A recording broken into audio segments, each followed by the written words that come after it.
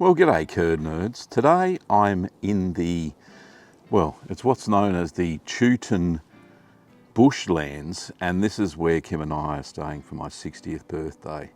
It's a lovely little spot. As you can probably see behind me, there is heaps of bushland, untouched bushland, and there's a few houses nestled in amongst them. We're staying at a lovely house. However, I'm here because it's my 60th birthday. And one of the things that I wanted to do on my 60th birthday was go and have a look at the Long Paddock Cheese factory that's in Castlemaine, which is just down the road, about 5 minutes away from here. So my cheesy friend Dominic reached out to me and offered a tour of the facilities, and we're going to have some cheese taste tests along the way as well. So I'm very excited about that. So Kim will be here today. I don't know if she'll be in the video, but we'll see how that goes. So join me on my 60th birthday and we're going to taste some cheese. So we arrived at Castlemaine at about 11 a.m. and went to the storefront. This is where consumers like you and I can buy their cheeses. And we were met by the lovely general manager called Gavin. Great guy, very knowledgeable about the entire operation. And we toured the facility. So the truck comes. Exactly. Everything starts here. So do you hook it up to the hose, right? So we've got a hose in the pump. So the truck comes in here. Truck comes in here. Twice a week we've got 2,000 litres of organic cow's milk coming from Gilgara. Yeah. Well, family. So they usually deliver Sunday, Monday, but lately it's been more Sunday, Tuesday. Yeah. Depends on the milking and how the cows are. So the milk goes here straight away. Yeah. Pumped straight to, not this one, but the full Yeah. which is pasteurizing room. So this is just IVC, cold water, Yep. to refrigerate the whole system. But the pump is pretty much this one. Oh yes. Using these hoses, and they pump directly into with basically boring pasteurizer. Oh, okay, yeah. So you do that pasteurization at the low temperature? Exactly right. So what you guys know, in Australia we have to pasteurize. What is pasteurizing? It's basically heating the milk and getting rid of the bad bugs. Yeah. Unfortunately, by doing so, what do? You're killing the starter cultures. Exactly. You kill all the good bugs. Yeah. So you're basically doing a genocide and have to compensate by bringing the starter culture cousins afterwards. So this is a bit of a nonsense. Yeah. But I understand Australia's approach is to kill the problem from the roots and to minimize the risks of milk consumption. And in France, we have a slightly different approach. You can do a cheese in a copper vat with wood firing a forest and the tree. Yeah. That's fine. Raw milk, that's fine. Yeah. As long as obviously it's tested. Yes. Afterwards for any bad bugs. If you've proven down the line that this cheese has nothing, no microbes that you don't want, then why not eating it then? Yeah. I will just close that road. Yes. Yeah. So does this go around in ceremonies? No, it gets heated. There's a jacket. There should be a water jacket. Yeah. It's called double jacket. We've got two different ways to gaps with electricity. Yeah. So if one system falls down, the other system can take over. Yeah. And depending on the price of the Yeah. Yeah. But we can't see, but we'll also have a skimming machine as well here. Right. So one of our secrets. So that's behind, isn't it? Exactly. And it's also kind of built. It's not Oh, it's not together, right? It's in parts. When we finish it, we put it apart to clean it. Yes. And then we rebuild only when we use it. Yeah. One of our secrets, and most of the French cheese secret, is that adding fats or the fat level of your cheese will have direct influence on your cheese. So quite important to know what type of milk you have, whether it's Jersey or short ponds or mixed herbs. And depending on the cheese you want to make, you might want unknown fats. So for most of our cheese, we skip the milk. Yep. So when you're asking the milk, what do you get? You get cream. Yep. You get cream, and you make. Beautiful butter. Exactly. So this is what we call the yellow go back I was telling you, because we simply don't have enough. We do not process anything else than our milk. Yeah. And when you skim 4,000 litres, you don't get a lot. Yeah. And especially because depending on the season, at the moment the cows are quite generous in fat. Yeah. At some seasons, 6 months down the line, we're going to have a lot less. So the restaurant, they're not happy because we say... Because you don't make butter all the time, because you're not skimming all the time. We say no to them So that what we're gonna do, we're gonna go straight to the hard cheese room. Oh, Alright, so, I'll open this one for you. We can go straight in there. I won't touch anything. Oh, it's a lot warmer in here. So does the milk then get transferred to here? Yep. So if we make our back raw milk, instead of having it in the pack store, it's going directly into this back for me. Yep. But we also make here the bank cell, which is our ton, so we have cheese 3 kilo ported, 3 kilo format, sorry. And we also make the credit, which is in those big those ball over there, the truckload, which is 9 kilo when it's ready. Yeah. So depending on if we pasteurize or if we do raw milk, this is all put in here, inoculate, acidified, and then when you've got your curd that has started to acidify it coagulate it, Yeah. put it into a pre-press, Yep. and to finally end up in house Oh, yeah. boom press. So we've got 2 different layers and 2 different levels of press. Obviously, when you make the hard cheese, what you want is to drain, remove all the boils the way, but we call the several. Yep. Because drier cheese, you need more, longer aging abilities. And to make very simple, you guys probably know that. Yeah. Simple, when you want a cheese that is drier and less moist, you try to take the way The curd's smaller. Yep. For example, at Artisan, to make it very to the opposite, the fibers and the curd will be cut very, very small in order to drain as much weight as possible. For our bakes, Yeah. curd it's small, but not that small. Yeah. The curd, because it's the cheese that will have a little bit more white, a little bit more sort of a meltiness as well. Yeah. These guys are the black sheep, because this is the room. Ah. This is the room where we also make our loose stone.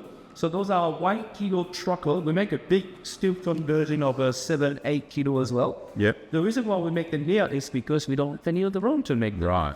At this stage of the process, the blue stock is not too detrimental for the rest of the cheese, especially hard cheese. Yes. But still, Is there cross-contamination? Yeah.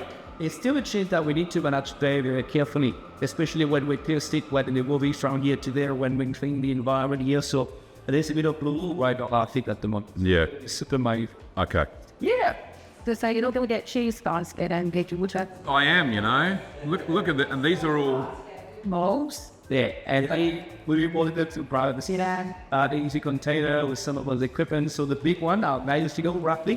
They give us a 9 kilo wheel, and then after the iron bar. Yeah. The longer age, this style. The small one of our bank cell, which is currently our bestseller. I can't wait for you guys to try. Yeah. And there's a big metal one there on the right, on the top right now for the granite. The granite is a commonly cheese with an English accent because it's in Cheddar. Ah. So most of work classes speak French, but this one English. doesn't. So you make soft cheeses in here too? Yeah. You probably He's doing the cleaning now. recorded these ones, but we've got some soft cheese that just been made this week and molded. Yeah. It's gonna stay for a little while before going to the haste. Sure. This room, thanks for that. This room is not the most sexy. This but is the that's cleaning room. That's one of the most important roles in cheese making. A lot of cheesemakers will tell you that 70% of their job is to clean. And that's true, especially when you make 6, 7, 8 different types of cheese. You need to reset the equipment and make sure there's no cross-contamination. So this pipeline is a big part of us, and obviously all the system here need to be squeaky. So you're going to pull all the bits apart, Exactly. all the tubing, the whole lot. That's fantastic.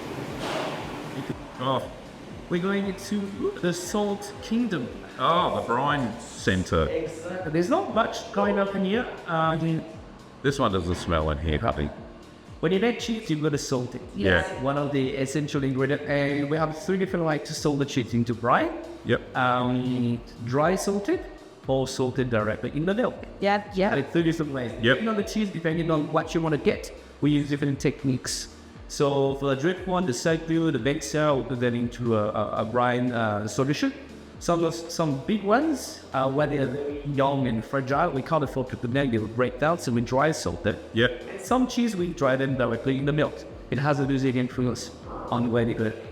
So how often would you have to change this brine? It's a very good question. I'll have to ask them boys, but we pasteurize them chemically. Yes. So really early. I think every 3 or 4 weeks. I think also pasteurize and boil them. That's what I do with mine for a home. Yeah, so I just boil the brine. I do it if I'm doing a different style of cheese, so like if I'm doing a white mold cheese, sometimes I'll brine them, and then I'll know that there's Penicillium candidum in there, so I'll boil it to kill that off, and then I can do a different style of cheese without having to waste too much salt. Exactly. And that's the key. Yeah. You've got to have systems in place. Yes. Then let's go to any levels. All right. There's a French up and the full house. Oh yes. Sorry. So that room is actually one of the moldiest rooms in the house because of the granite. So like I mentioned to you earlier, the granite is a close bound cheddar, 2 layers of pig fats and 3 layers of cloth. Yeah. Basically, just like my shirt. Nice. So this way is what we call traditionally sealed. Yes. Traditionally closed bound. So no wax, no plastic is necessary to seal the cheese and to age it.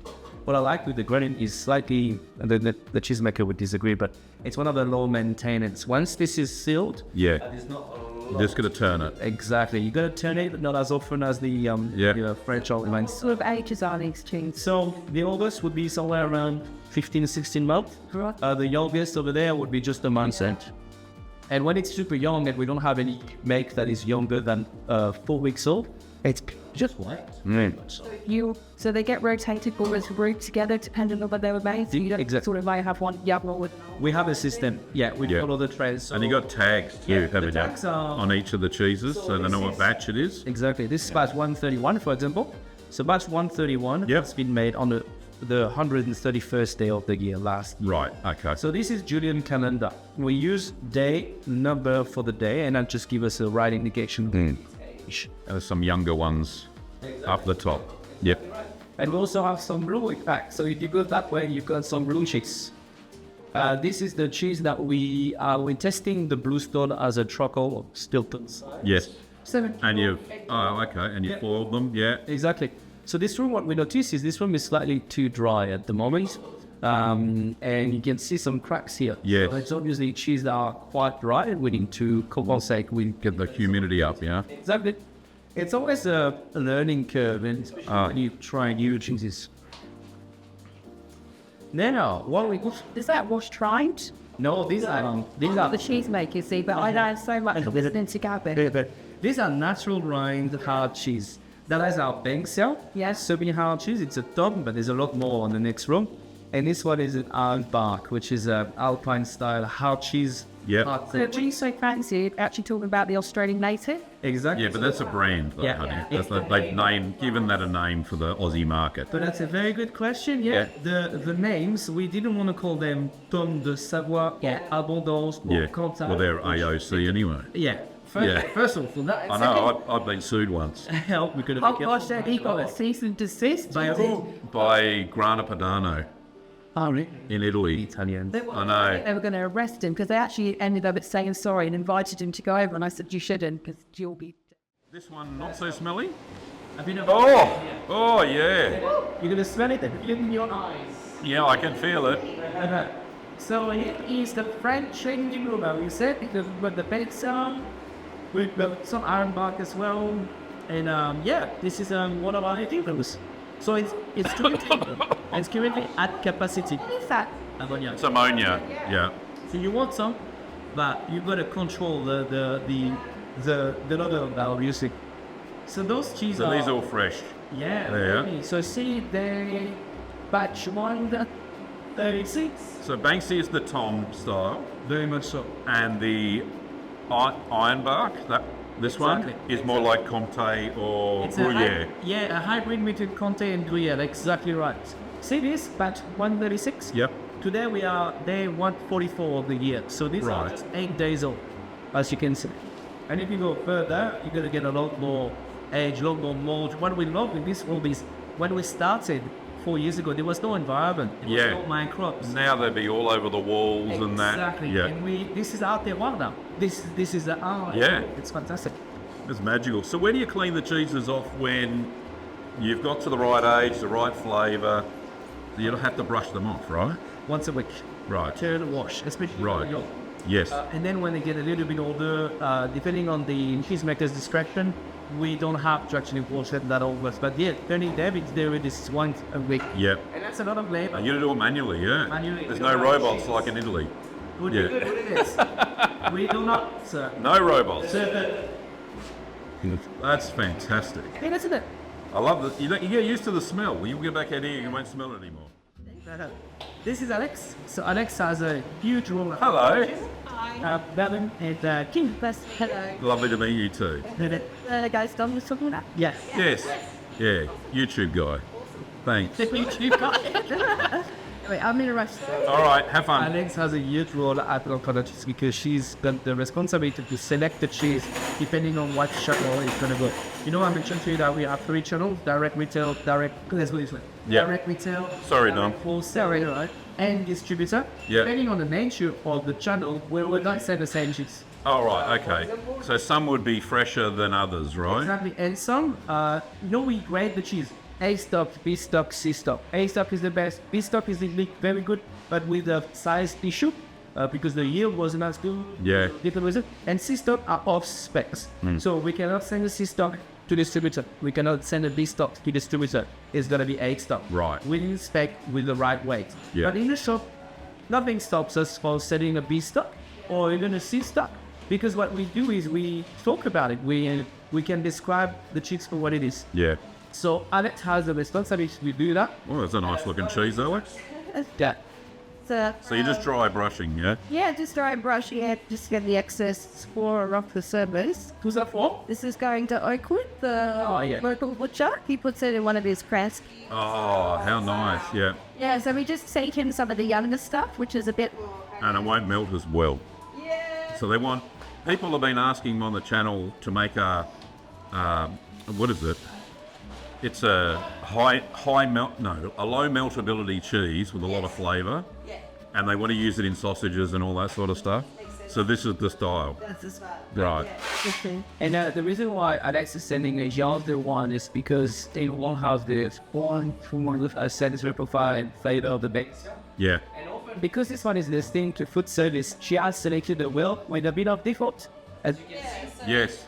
Okay. Yeah. Because he's going to use it in sausage. He's not going to sell it as is. Yeah. This B stock, in a way, is not anything enough to be sent to wholesale of the streets. Yeah. But because it's going to be used, And carved up. Yep. this is fine. Definitely. Wrap the cheese. Yes. Oh goodness, I've got to get right in there. I am shocking at wrapping. My camembert styles are just horrible. As long as I got them wrapped, I don't care. Yeah, try to sleep. Yes. Getting very good at the Christmas. It goes like snap. Oh, And in this room, the packing shit. This is where we select the cheese. We have the names. Yeah. We box them. oh, okay. Yeah. Cheese have different labels, different colors, and that's where we dispatch them as well. That's fantastic. A good little system. Oh, I got another door. Another door. It's one of the biggest room in the house. Okay, so be ready to be lost. Okay. So it's not the biggest. Ah, you're a cheeky man. You'll get to know me soon. This is our blue cheese room. Okay. So this one is where we age and build blue stone. So fairly young stuff, these ones. So do you like a roller table in, like a trolley or something in there? We put them, we turn them. So you have it all sealed when you're doing it, so all the swarms don't get out. Exactly. And that's why this door never stays open very long. Yeah. Well, I better get back. That's it. Yeah. But blue is great. I know. It's really, people see blue and they call the police.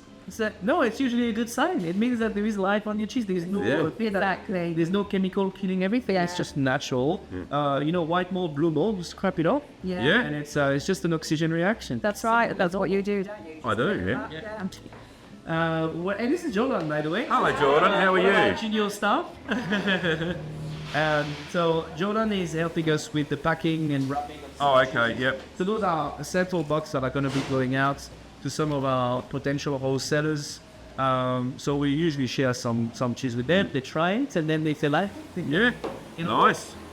by the way, stockists and wholesaler, we say no to new stockists 70% of the time now because we simply don't make enough.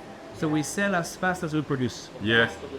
Which is, Well, you have to. There's no storage, right? isn't it? Once you've aged, you got to get it out. Exactly. This room that you went before is at capacity. The hard cheese room. We can't make more granny. There's more room on the top. But the aging room of the Banksia and the Outback, we can't do much with it. You don't want to go over 80% of your space, because then the cheese will not break. Yeah. So yes, the extension, it would be 2 new aging room, the shop, we would move the shop from there to here, and maybe a tray to make the butter, French good, cheddar good, cream, yogurts, and maybe another dispatch room. Oh, okay. So that would be great. Yeah. And then we are in the fridge. It's a bit of a mazy, isn't it? Yes. So it's a bit cool in here. It is very. So this is when they're fully aged or ready for dispatch. Exactly. So the softer cheese are aged and finalized here because after the hastener, they come directly for wrapping, Yes. packing, and then They age stay in the here. packaging Exactly. too. Yes. They age at 4 degrees. Yeah. Where the bluestone can keep aging at 12 degrees around there, and then once they're ready and they're forming out through, they finalize the aging in the fridge Yeah. as well. So do you once the blue's matured in the foil, so do you rewrap them again? Yes. Yeah. It's a Because I find that it'll get away from the whole cheese fridge just be covered in blue. Yeah, exactly. It's got to be sealed, definitely. So the way it's wrapped now, it's wrapped with thin wrap, Yep. paper wrapped, Yep. and foil. Right. So at the moment, we are working with Broda, a French company that develop paper for cheese. They are the one that send us this one. Yes. We're working A with. breathable, yeah? Exactly. Yeah. Breathable. So this one let the gas go through, but not the liquids. Yes. So they breathe.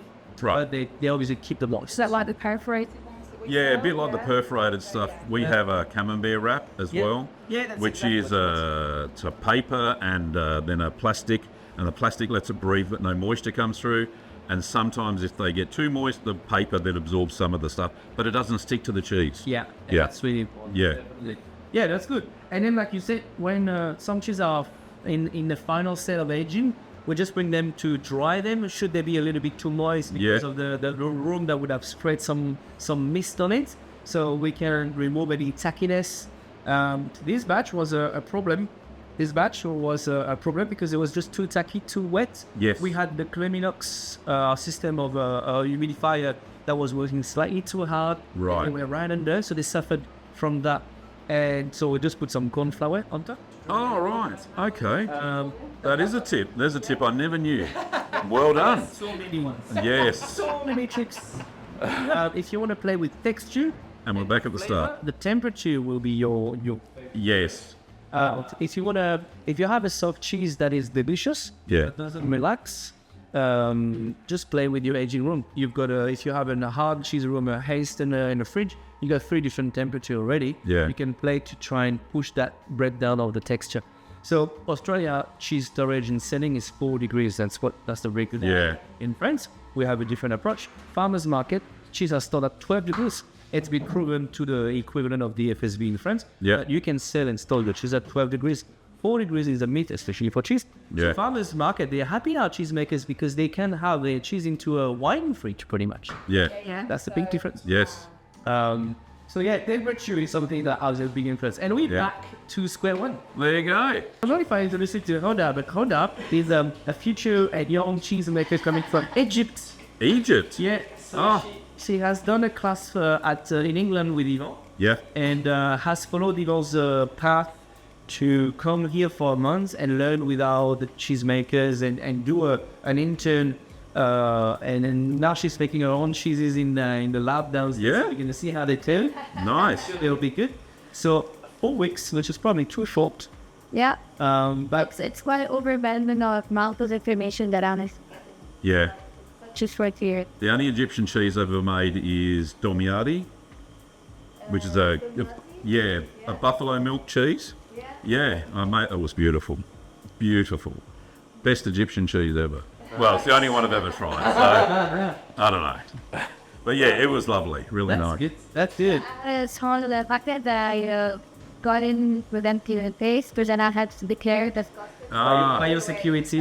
Well, you can just follow the video and make it yourself now. Yeah. I don't know if it's.